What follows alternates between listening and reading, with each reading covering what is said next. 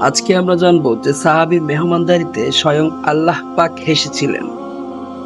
আবু হুরায়রা রাদিয়াল্লাহু তাআলা আনহু থেকে বর্ণিত, এক লোক নবী সাল্লাল্লাহু আলাইহি ওয়াসাল্লামের খেদমতে এলো। তিনি তার স্ত্রীদের কাছে লোক পাঠালেন। তারা জানালেন, আমাদের নিকট পানি ছাড়া কিছুই নেই। তখন রাসূলুল্লাহ সাল্লাল্লাহু আলাইহি ওয়াসাল্লাম বললেন, কে আছো যে এই ব্যক্তিকে মেহমান হিসেবে নিয়ে নিজের সাথে খাওয়াতে পারো?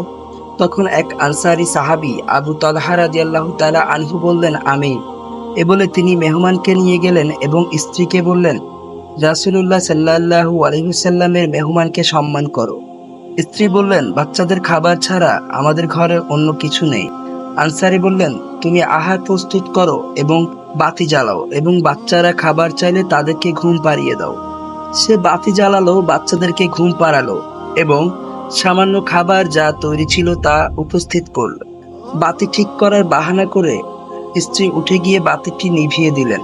তারপর তারা স্বামী স্ত্রী দুজন অন্ধকারের মধ্যে আহার করার মতো শব্দ করতে লাগলেন এবং মেহমানকে বোঝাতে লাগলেন যে তারাও একসঙ্গে খাচ্ছেন। তারা উভয়েই সারা রাত অভুক্ত অবস্থায় কাটালেন।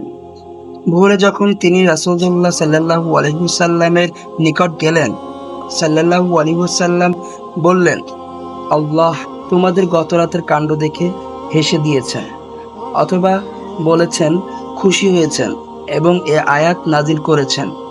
তারা অভাবগ্রস্ত সত্ত্বেও নিজেদের উপর অন্যদেরকে অগ্রগণ্য করে থাকে, আর যাদেরকে অন্তরের কৃপণতা হতে মুক্ত রাখা হয়েছে তারাই সফলপ্রাপ্ত।